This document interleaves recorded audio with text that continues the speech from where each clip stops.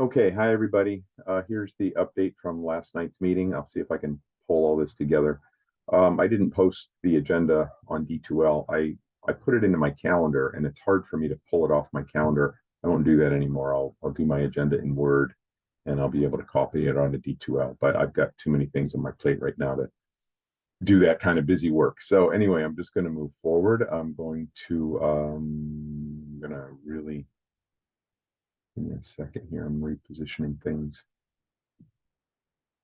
There we go. Okay, so I'm looking at my calendar now. You should just see me. So initially, then at the meeting, and this is in no particular order, I need to talk to Sophia like right away. So Sophia, if you could send me an email so that we can connect. We need to get together, I think, in person.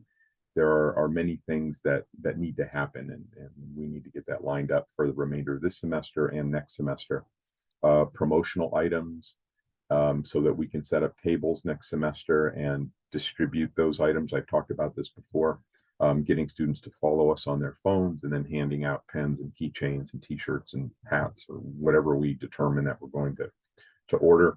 Also want to talk about a recruitment in a larger sense, and the holiday party. We need to make some plans for that. So I need you like now.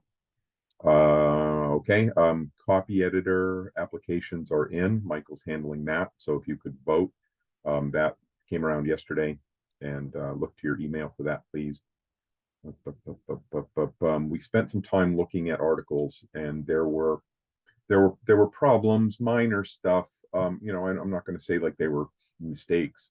No, this is all teaching for me. And next semester, um, we're going to do things a little bit differently. I'm going to hand off the speaker series, and I'm going to focus more on workshops. I've talked about that before.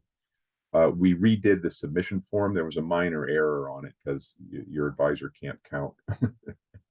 It under number of photos, it went 1122 4455. I left out 3, so I fixed that, and that should be reposted and good.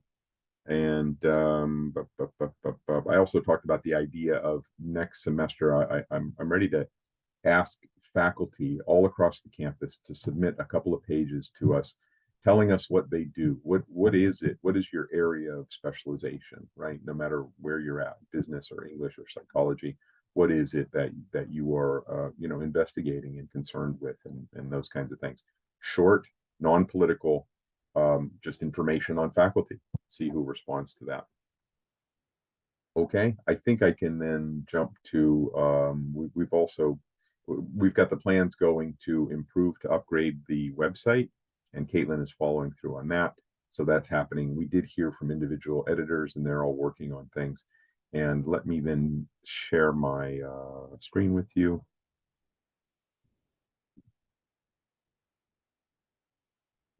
I've got so many tabs open and everything that takes me a second. Okay.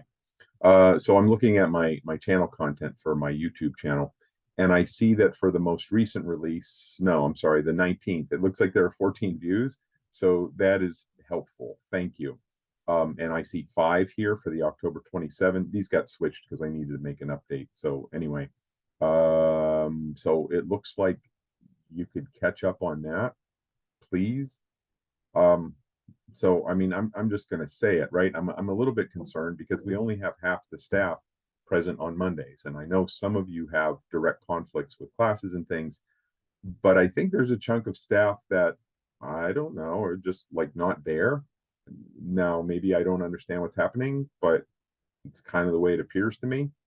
So from my perspective, I'm doing a service here by doing these updates, and if you can take 15 minutes and watch them so that you're up to date with what is happening, please do that. Okay. Keystone newspaper then. All right, so here we are. This looks beautiful. I mean, I've gotten compliments on this from people on campus and off campus, so we're doing a good job here, and we're growing. I'll start with author biographies there. Please submit an author biography along with a photo so that Molly can get that uploaded. All it takes is a picture and a paragraph, right? I mean, Michael's, you've seen this, right? Look at Victoria's. Yes. And here we go. Back to this. Please do that. Kutztown Borough works to ensure recyclables get recycled. There was now we had at the beginning of this Kutztown, which is the date line. And what I explained to the group is you may see that you know you're going to see that in newspapers. You may take a journalism class. Maybe you took one with Patrick Walters and he taught you about that, and that's fine. It's not incorrect. But the editors of the Keystone said this a while back, and it made sense to me when I was advisor, that if we put the word Kutztown here in full caps to begin the article, we would do that for every single article. And they just didn't think that was the way to go about it. And I agreed. And so I think if we have a reporter who's reporting from Allentown or Reading or Philly or something like that, then we would put that in full caps at the beginning to signal to our audience that somebody is reporting from a remote location. But otherwise, just to say like Kutztown didn't make any sense. We focused quite a bit on, hey, that works. There was some video problems when I tried to do these, and let's see if there's still problems here. Oh, okay. That works. I tried to bring this up last night. They were just, it was all janky. It didn't work. So there's videos here. So that looks good. And nice job to Morgan getting that. Play cup sale. Now I had a note to myself that there was an issue here. KU. Oh, I got it. The KUs. All right. So there is a problem here. I missed it last night. My eye just passed it. The KU's Clay Club. It should just be KU's Clay Club or the KU Clay Club. Needs to be fixed, right? Okay, I'm glad I came back to it because I knew there was something. We were missing a verb here. It said something about KU Homecoming Spirit, and I talked about the difference between a title and a headline. A title it doesn't necessarily have a verb, like the Bible. That's a title of a book. A headline is the Bible can be used to minister and save people or something like that. Whatever verbs you want to put in here. So we fixed that. And the other thing that I suggested is that, and this is again going to come up in our discussion when we go into workshop time. So there was a teaser here at the beginning. So there's a three-part narrative that's happening here as Victoria was weaving in the events from Homecoming. And well done. And I know that Victoria gets what I'm saying here. So it says here was the Homecoming football game, and then it said tents and tables and the DMZ Fan Fest, and then mid part it gives football game began at 3 p.m. and then halftime, and then the dance team and all of that, and it didn't include the final score. So I said, I was left reading the article like, and then Victoria said that she thought there was going to be a separate sports story that reported this, and we were going to link to that. And my advice on that is, don't do that. It's if the story is written and you can link to it, that's fine. But it's better to repeat ourselves than miss. See, so okay, that's that. I got the Hocus Pocus 2. This said Hocus Pocus Double Trouble, and I was confused. Good. Okay, so we made the revisions here. This was initially different. It's like I said, it said Hocus Pocus Double Trouble. And then I started to look around and I'm like, well, what is Hocus Pocus Double Trouble? Is that what the name of the second movie is? And it's not. It's Hocus Pocus 2. Okay, where's this double trouble coming from? And then I saw the language in here about Alex saying that she did a double movie marathon with her mother. Now that's fine, but clarity, right? And then we went and we pulled the subhead out. This was unclear as well. It said something about movie review or something, and we have that up there. So I went down in the article and I found something here, because what we're looking for here is where does it all conclude? And the true heart of the film was the bond between Winifred, Mary, and Sarah. Okay, so we snatched that out of the bottom, we brought it to the top and did that. And the final thing we did with this article is some of the paragraphs are pretty long, and even these two could be divided a little bit, but Molly went through and you see that they're a little bit better. Some of them were super long.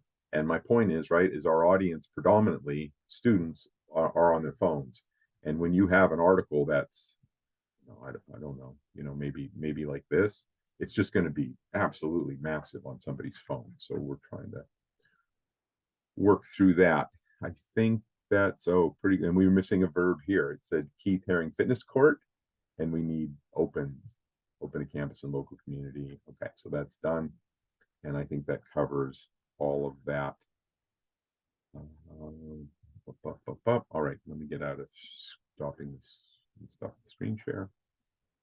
Here we go. And get back to my notes. There are probably other things that spilled out of me yesterday. I'm trying to keep this short as I can. And I'm exhausted. I would like to just go home right now and go to bed, but I need to keep on moving forward. These fall semesters are always killers because what are we in week 10? And I start August 1st. So I'm 14 straight weeks of this. I need it to stop soon. Anyway, that's not your problem. That's the update. We keep moving along. This Wednesday, we have Carrie Gardy from the Career Development Centers for Disease Control. No, the Career Development Center. So that's that. Hope you can make it. And if you haven't yet submitted your letter of intent to continue your employment with us, please do so. That's in one of the videos. So if you're confused as to what that is, you can contact Michael, or you can look at one of the videos. All right, I'm going to stop. Thanks very much. Talk to you soon.